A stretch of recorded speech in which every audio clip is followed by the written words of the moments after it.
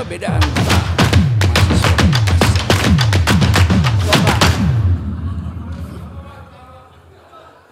Ya sama, dua-duanya bergerak.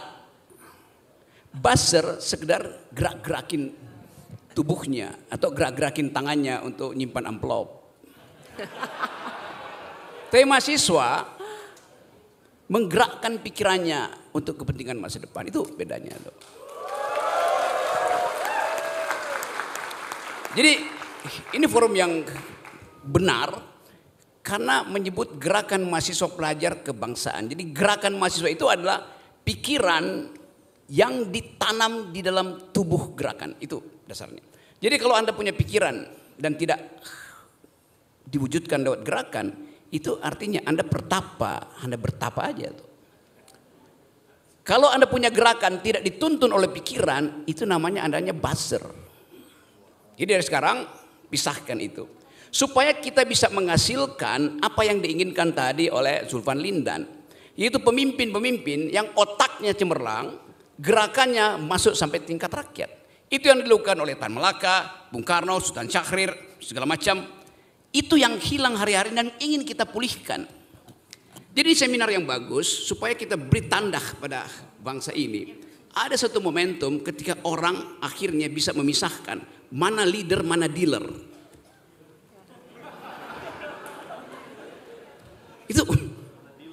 Itu yang kita inginkan hari ini. Jadi kita ucapkan selamat datang pada pikiran.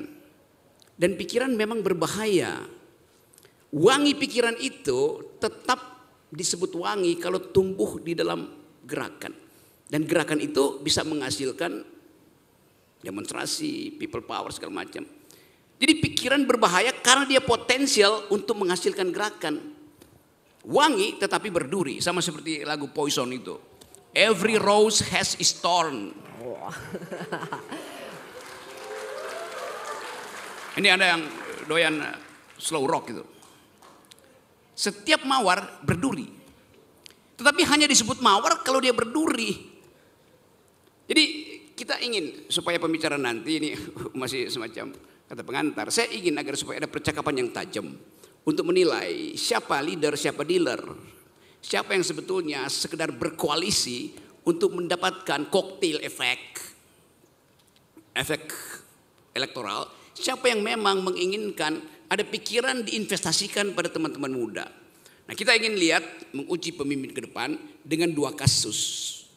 Apakah pemimpin-pemimpin kita punya kemampuan untuk mendeteksi kemungkinan pecahnya proxy war di Pasifik? Apakah pemimpin kita mampu untuk mengevaluasi diri dan mampu bercakap-cakap dengan grammar dunia hari ini yang disebut environmental ethics? Artinya dua kualitas ini di 2024 akan diujikan pada para pemimpin kita. Mampu nggak dia bicara tentang global security? Mampu nggak dia tahu bahwa masyarakat intelektual dunia sedang gandrung dengan grammar yang disebut environmental ethics? Jadi dua itu yang saya ingin tanamkan supaya kita tumbuh di dalam peradaban baru. Peradaban yang memungkinkan kita mencari pemimpin dalam kapasitas itu. Itu dasarnya. Jadi sekali lagi, selamat datang gerakan mahasiswa. Ini kita sebut apa tadi? GMPK. Gerakan mencari pemimpin keren gitu.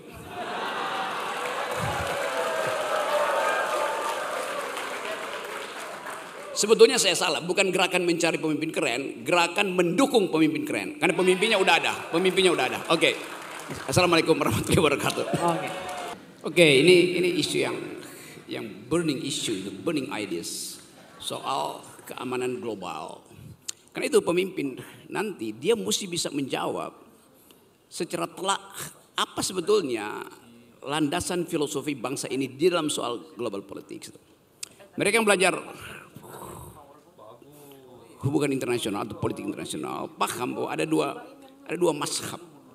Mazhab pertama adalah mazhab kaum realis itu, si vis pacem para belum. Siapa yang ingin damai bersiaplah untuk perang. Itu dasar pertama untuk mempertahankan diri. Tapi ada doktrin kedua, si vis pacem para justitium. Siapa yang ingin damai bersiaplah untuk adil. Sebelum Anda dapat kedamaian, berlaku adil. Saya coba ulas dua soal itu. Karena ini akan jadi ujian pada presiden-presiden nanti, pada 3 calon itu. Paradigma mana yang ada di kepala Prabowo, di kepala Anies, di kepala Ganjar soal global politics. Kalau ditanya siapa presiden yang paham tentang isu militer, isu security di Asia Pasifik misalnya, ya Anies. Sebelum Anies meninggalkan AHY.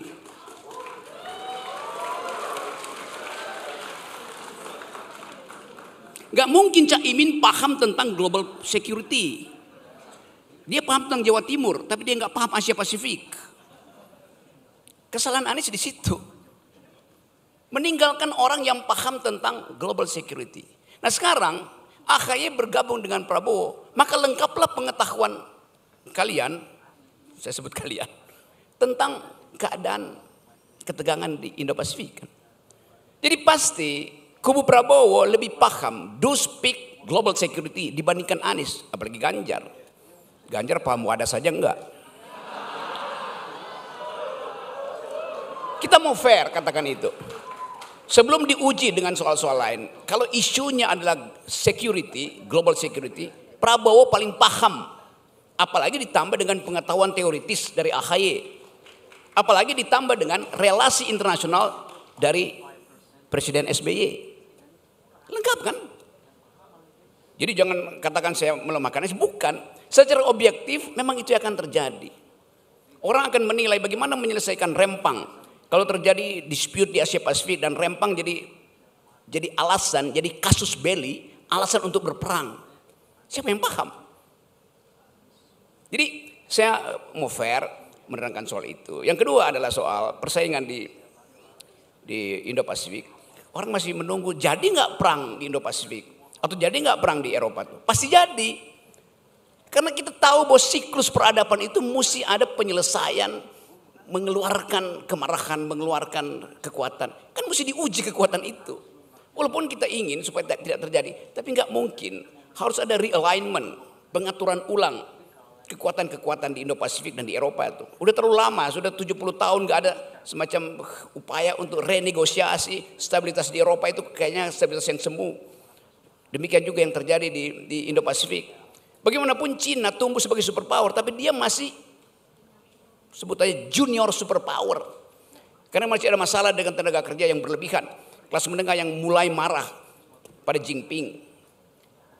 Walaupun Cina memperlihatkan ambisi, iya, tetapi ambisi Cina itu akan dibatalkan oleh daya dukung ekonominya tuh. Jadi kita mau lihat isu ini, Anda sebagai mahasiswa mulai mengajukan pertanyaan pada calon-calon presiden di debat-debat yang akan dibuat di kampus-kampus. Dan hanya di kampus kita bisa menguji paradigma seorang pemimpin. Gak bisa kita uji paradigma seorang pemimpin di panggung dangdut atau lewat TikTok.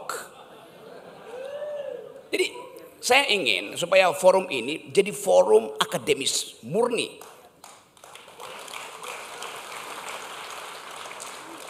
Lepas dari ada sinyal politik saya abaikan aja tuh. Tetapi saya ingin ada satu koalisi pikiran untuk menuntun bangsa ini keluar dari kedunguan. Itu yang terjadi setiap hari kan. Jadi pastikan bahwa isu global yang pertama soal security sudah kita bahas tadi dan potensial untuk memberantakkan Indonesia. Walaupun Pak Jokowi tetap bilang NKRI harga mati. Pertanyaan mati pada jam keberapa kalau terjadi konflik di Indo-Pasifik gitu. Di dalam simulasi intelijen, kalau terjadi ketegangan di Indo-Pasifik yang berpotensi untuk menjadi perang terbuka dan Amerika minta Indonesia kasih kejelasan proksimu kemana itu. Kalau Indonesia nggak jawab, Amerika akan bilang oke, Anda nggak jawab artinya Anda pro Cina itu. Lalu terjadi clash kecil yang sekarang mulai berasap di Teluk Taiwan karena mesin-mesin perang Cina itu udah diarahkan ke Taiwan tuh. Kalau itu dalam 2 minggu ini berlangsung dan ada Rempang di situ tuh, siapa yang akan ambil alih Rempang? Itu pertanyaannya. Lebih jauh lagi tadi pertanyaan saya, bertahan berapa lama NKRI harga mati? Dalam simulasi intelijen 14 jam NKRI betul-betul mati. Karena kalau dijepit armada ke-7 dari Amerika turun dari Okinawa ke arah Singapura, yang dari Filipina naik ke arah Okinawa, kita dijepit di Cina Selatan. Padahal itu adalah jalur import makanan kita. Gandum kita import dari situ, daging kita import dari situ. Kalau itu putus, antibiotik kita masih import lewat Laut Cina Selatan. Kalau Amerika bilang, kami mau jepit Anda ya, di mulut tempat Anda bertransaksi. Lalu Indonesia bilang kami masih punya udara, oke. Amerika bilang no fly zone di atas Indo-Pasifik. Buntu semua ekspor impor kita. Gandum gak akan masuk ke Indonesia. Berapa banyak mahasiswa yang gak bisa lagi makan Indomie? Ya gandum Indomie mesti pakai gandum Amerika tuh. Berapa banyak rahim ibu-ibu yang akan mengalami infeksi karena antibiotik tidak boleh masuk ke Indonesia tuh. Dalam 14 jam kita lumpuh. Itu yang mesti kita bayangkan. Jadi sekedar untuk menerangkan bahwa isu ini isu strategis. Akan ada ketegangan di Indo-Pasifik dan hanya pemimpin yang paham tentang bagaimana mengatasi itu yang mampu untuk menyelamatkan bangsa ini. Saya kira itu pesan kita supaya tema ini juga bisa dibicarakan. Kalau ada panel baru mungkin di Medan yang dekat-dekat dengan Indo-Pasifik, dibicarakan itu. Bahwa potensi kita untuk mengalami keretakan sebagai bangsa ditentukan oleh visi presiden. Paham nggak dia tentang global security? Kita tanya pada presiden, do you speak environmental ethics? Do you speak global security? Tanya pada Ganjar, bengong dia. Baik, terima kasih Bang Rocky. Pertanyaan saya kepada semuanya. Sebelumnya, Assalamualaikum warahmatullahi wabarakatuh. Waalaikumsalam. Perkenalkan, nama saya Tiara Masrifa Lubis. Saya perwakilan dari Universitas Muhammadiyah Profesor Dr. Hamka sekaligus anggota Ikatan Mahasiswa Muhammadiyah. Begini, membahas mengenai kepemimpinan masa depan, kaitannya dengan masa depan bangsa Indonesia ini sangat rumit dan ruwet. Karena pada saat sekarang ini, siapapun pemimpinnya, bahkan siapapun orangnya, pasti sangat tidak memungkinkan untuk melaksanakan kepemimpinannya atau programnya, terlebih-lebih berlandaskan Undang-Undang Dasar Negara yang sudah ada sebagai rujukan berbangsa dan bernegara.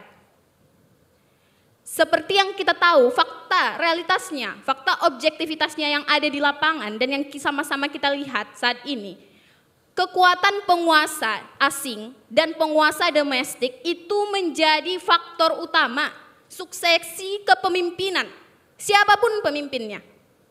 Oleh karena itu, bahkan suksesi kepemimpinan ini kita bisa lihat contohnya dalam bentuk undang-undang. Mereka bisa membuat atau membentuk undang-undang dan diciptakan dan juga dikawal seperti apa yang mereka inginkan. Kita bisa lihat salah satu contohnya adalah seperti Rempang dan juga Air Bangis saat ini yang kebetulan adalah daerah saya, yang dimana dari hal tersebut mereka menguasai kurang lebih atau lebih bahkan 30.000 hektar dengan alasan atau dalih proyek strategis nasional. Pemilu, kita sudah berkali-kali dan sudah bertahun-tahun gitu, sejak 2019 adalah puncaknya, mengenai pemilu bahwasanya pemilu saja pada saat sekarang ini itu sudah diatur pesertanya siapa, pemenangnya pun siapa, baik itu dari presiden dan mungkin pun kemungkinan besarnya adalah anggota DPR. Baik. Sebentar moderator, karena kami jarang bertemu dengan Bung ini, harapkan juga untuk semuanya disampaikan gitu ya moderator. Banyak yang mau disampaikan ya. Ya, baik. Mumpung ada gitu ya moderator. Nah, untuk hal Singkat tersebut saja. ya, untuk hal tersebut itu saat selanjutnya gitu ya. Bagaimana penguasa-penguasa kita ini adalah dikuasai oleh penguasa, kita bisa katakan gitu ya, semuanya dikuasai dan ditentukan oleh penguasa asing, oligarki, dan juga berkolaborasi dengan kepemimpinan bangsa ini. Ini kalau sudah begini sistemnya, sudah begini keadaannya, apa yang diharapkan dari kepemimpinan? Kan kepemimpinan jenis apapun dia tidak akan bisa untuk secara maksimal melaksanakan programnya. Jadi Baik. permasalahan utamanya di sini saat ini, Baik. permasalahan sebentar moderator, permasalahan utamanya saat ini Banyak adalah nih. Sudah. ya baik, Oke. oke, terakhir dari saya moderator, terakhir dari saya. Kita beri kesempatan mohon pada yang izin. lain nanti, yuk. Terakhir dari saya bahwasanya kita semua tahu Pak Jokowi itu bukanlah dalang utamanya atau yang paling utama dipermasalahkan apapun permasalahan yang ada di dunia ini, di Indonesia ini maksud saya. Terima kasih.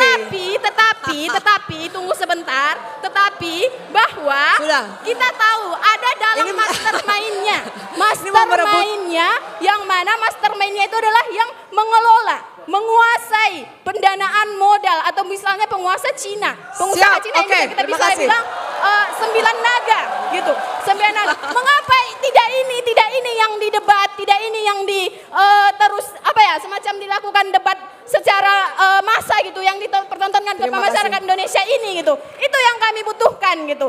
Kita sudah 1-2 kali terus Terima kasih. membahas mengenai Ya, permasalahan ini gitu. Tapi tidak ada tindakan lanjutannya seperti Ya, itu. Tidak terima ada kasih gunanya. sudah paham. Iya, Ya, terima baik, kasih kurang pertanyaannya. lebihnya itu dari saya. Terima kasih. Assalamualaikum warahmatullahi wabarakatuh. Terima kasih, terima kasih. Tuh, Ya, saya mendengar suara dan pikiranmu tuh.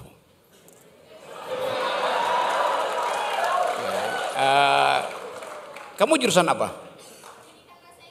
Pendidikan bahasa Inggris. aktivis bahasa Inggris, Ya. aktivis ini. Semester berapa? Oke. Rencana DO semester berapa?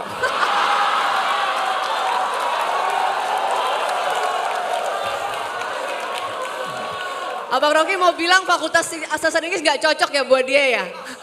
Kenapa? Karena Anda terlihat sudah menguasai semua isu. Dan Anda bisa ucapkan itu dalam debat, bahkan dengan bahasa Inggris. Ngapain sekolah lagi?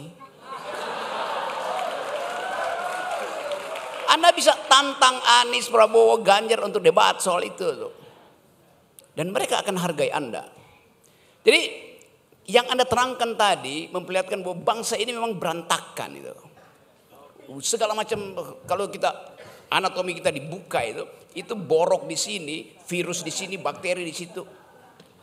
Di dalam ilmu biologi ada prinsip kalau sel itu sudah rusak, dia diberi kekuasaan oleh langit untuk membunuh diri itu. Namanya apoptosi. Selnya bunuh diri supaya dia tidak mengganggu sel yang lain tuh. Kalau dia gagal bunuh diri, dia mengalami penyebaran itu, dalam kanker itu, metastasi itu. Jadi kita mau lihat di mana sel itu gagal bunuh diri. Mestinya Pak Jokowi udah bunuh diri. Karena efek dari kerusakan itu kemana-mana sekarang, Anda terangkan tadi itu. Nah kita mau recover itu dan berupaya untuk tahan sebentar, masih mungkin ya ada serum kecil yang masih bisa kita harapkan. Supaya nggak terjadi chaos, nggak terjadi people power. So secara ilmiah kekacauan, tadi kita baca bagaimana seorang ibu itu di Tangerang, bayangkan dia mencuri telur hanya untuk makan anaknya. Dan untung polisi tahu bahwa betul-betul dia mencuri karena suaminya sekedar penari ojol itu gagal untuk bawa pulang uang. Di mana-mana, kemarin saya muter-muter di Jawa Barat tuh, bertemu dengan seorang perempuan, anak umur mungkin 5-6 tahun itu yang usia sekolah 7. Ngejar saya hanya untuk minta, bahkan dia bilang, saya cuma butuh 1.000-2.000 rupiah Pak. Sebagai jajan. Di mana-mana ada krisis sosial, itu dasarnya tuh. Jadi kita menanti satu isu yang kita tahu ini akan lumpuh sebetulnya. Tapi bahan-bahan yang kita pakai tadi, kita mau ucapkan dengan satu kalimat bahwa pemimpin di depan kita yang sekarang sedang kita uji harus paham 2 hal. 1, perintah konstitusi untuk mensejahterakan bangsa, dan 2, perintah konstitusi untuk ikut di dalam perdamaian dunia. Itu yang saya maksud tadi itu.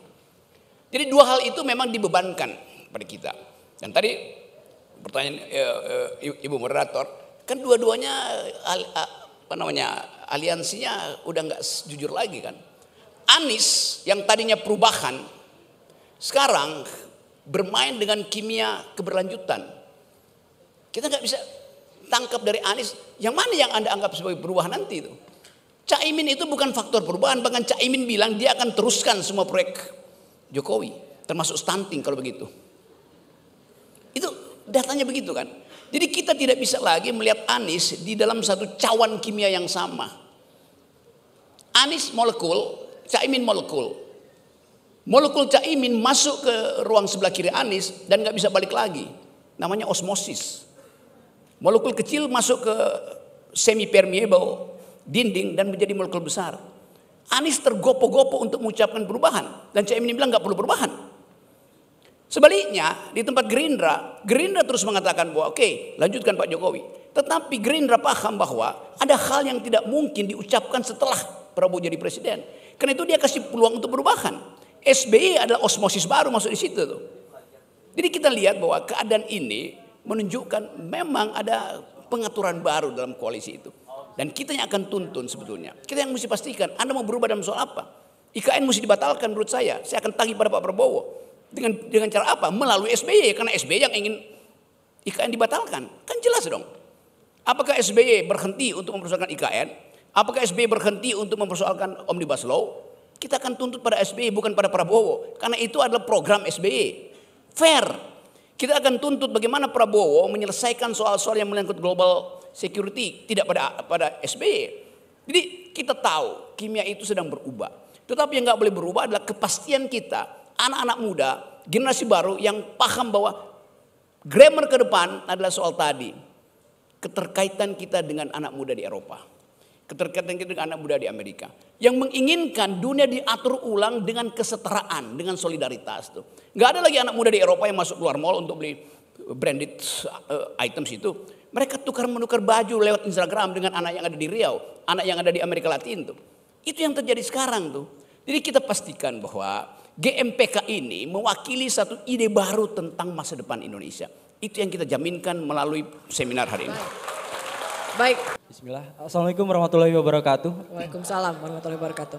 Sebelumnya perkenalkan nama saya Himami. Saya Himami. Himami. Iya, berasal dari Universitas Galuh, Kabupaten Ciamis. Oh, dari Ciamis. Iya, jauh datang ya. langsung dari Ciamis tadi. Selamat datang dari Ciamis. Hidup mahasiswa, hidup rakyat Indonesia. Terima kasih banyak sudah menyampaikan bagian dari kami, menyampaikan bentuk dari aspirasi yang memang seharusnya harus disampaikan oleh rekan mahasiswa semuanya. Betul. Terkait dengan hal ini, kita tentunya meneropong kepemimpinan masa depan.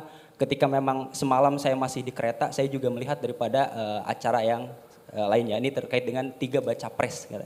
Terkait dengan hal itu, banyak sekali janji-janji yang diutarakan dan diinginkan mungkin oleh mereka. Akan tetapi terkait dengan janji-janji mereka, kita tentunya tidak semuanya dapat memahami apa yang menjadi janji mereka, yakni terkait dengan poin literasi itu sendiri. Melihat dari poin literasi ini, sering sekali Bung Rocky itu menyampaikan tentang akal sehat dan juga kedunguan gitu. Melihat dari hal tersebut menjadi salah satu pemikiran-pemikiran yang harus kita perhatikan terkait dengan hal itu. Rekan-rekan mahasiswa di sini tidak hanya memberikan aksi, akan tapi memberikan solusi. Sudah seharusnya kita membuat tim seperti itu. Nah, melihat daripada hal ini, langsung kepada pertanyaan, meneropong kepemimpinan masa depan, tidak adanya bentuk yang diangkat terkait dengan poin literasi ini. Sedangkan dalam data kemenkopmk.go.id, di situ sudah disampaikan bahwasannya kita berada di 62 dari 70 negara. Bagaimana menurut Bung dan juga kanda-kanda sekalian terkait dengan hal itu, boleh untuk disampaikan. Karena kita perlu untuk memiliki kepemimpinan dan pemimpin yang memang benar-benar memperhatikan rakyatnya terkait dengan poin literasi dan juga pemikirannya. Baik, terima kasih, saya Himami. Wassalamualaikum Himami, warahmatullahi terima wabarakatuh. kasih. Himami, saya tanya dulu, berhubung kita terbatas, kita mau pamer nih. Jadi seminar kita hari ini trending topik Twitter loh. Oh, trending topik nomor 1, rame. 1 aja sudah rame, ini 4 orang ya, jadi bayangin betapa ramenya ya. Jadi teman-teman mau silakan. Tuh, trending topik 1, trending topik 2. Dua-duanya Student Voice GMPK. Salam kebangsaan. Oke, Bung Rocky silakan. Pernyataan singkat aja menjawab pertanyaan Himami tadi. Soal tadi ya. Iya. Oke, kita mempertanyakan sesuatu yang sebetulnya kita miliki dari awal. Negeri ini dimerdekakan dengan energi literasi.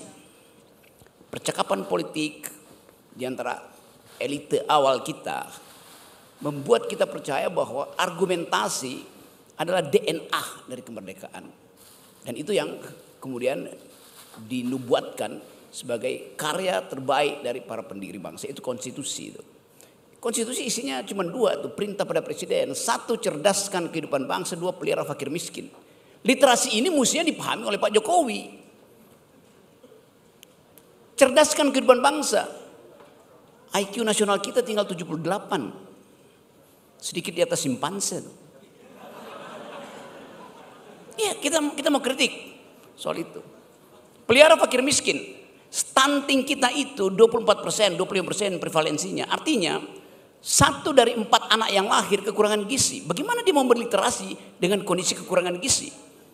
Dia akan jadi bonus demografi. Ya bagaimana kita mimpi bonus demografi kalau otaknya menyusut 20% itu karena kekurangan gizi.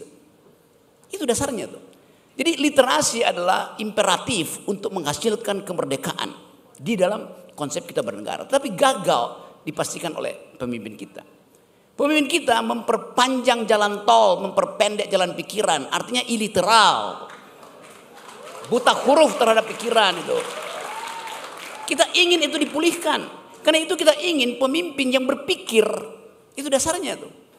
Kita tahu siapa yang akan kita pilih. Tapi kita pastikan bahwa dia mengerti bahwa jalan pikiran dia itu diasuh oleh konstitusi. Bukan diasuh oleh investasi. Nah, poin kita ada di situ tuh. Nah, saya ingin lihat sebetulnya lebih jauh lagi bahwa kita manusia didesain untuk mengucapkan literasi. Kita adalah disebut language using animal. Makhluk yang memakai bahasa sebagai tempat untuk mengucapkan protes, tempat untuk mengucapkan puisi, tempat untuk berbohong, tempat untuk jujur. Itu semuanya yang kita punya hari ini. Tetapi sekarang kita dikejar oleh kemampuan literasi dari teknologi. Itu bahayanya yang membuat kita ragu tuh. Dan kelihatannya evolusi manusia akan terkejar oleh evolusi teknologi. Evolusi biologi kita berlangsung 4 juta tahun. Evolusi teknologi baru dalam 70 tahun ini kita udah terkejar. Teknologi berubah setiap 8 jam. Jadi poin-poin ini mesti kita pastikan bahwa pemimpin mesti paham bahwa ada evolusi biologi sebagai makhluk yang berbahasa. Tapi ada evolusi teknologi yang akan mengintervensi kemampuan kita berbahasa melalui algoritma, melalui chat GPT segala macam itu. Tapi kita mau supaya kemanusiaan kita mendahului potensi-potensi kita untuk dikendalikan secara robotics. Itu naluri kita untuk bertahan sebagai makhluk yang berpikir, makhluk yang mengucapkan literasi. Ini harus juga dibatinkan oleh mereka yang akan memimpin. Jangan sampai seluruh ekonomi kita diasuh secara literal oleh kemampuan material, oleh dalil material. Sekarang memang kita terima, oke, ada yang disebut market society, ada yang disebut market ekonomi. Boleh market ekonomi itu beroperasi sebagai metode untuk menseleksi dan mengefisiensikan transaksi. Tapi nggak boleh market ekonomi berubah menjadi market society. Kita sekarang ada dalam keadaan itu. Semua kita dianggap sebagai konsumen. Tidak lagi dianggap sebagai manusia yang berpikir. Manusia literer. Jadi bagaimana mengucapkan kembali manusia literer? Kembalikan kemampuan berdiskusi itu. Yang kita sebut deliberative democracy. Itu dasarnya tuh. Dan itu hanya mungkin terjadi kalau ekonomi sekedar dibatasi di dalam operasi pasar. Jangan ekonomi di-expose ke dalam masyarakat sebagai kultur berpolitik. Jadi saya setuju market ekonomi, tapi jangan market ekonomi itu diubah menjadi market society. Market society akan membatalkan literasi. Assalamualaikum warahmatullahi wabarakatuh. Baik. Oke, ketika trending topik hari ini saya dapat WA dari seseorang. Dia bilang begini, Rock, lu ternyata adalah tim sukses Prabowo. Karena duduk sama Budiman, Sulvan, dan Fakhri. Saya mau terangkan pada dia melalui forum ini. Saya bukan tim sukses Prabowo. Tetapi saya ingin tim ini sukses.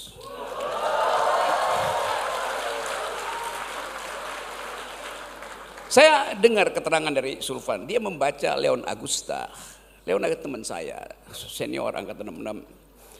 Saya ingat buku salah satu puisinya di Lukla, judulnya kira-kira Di Perbatasan.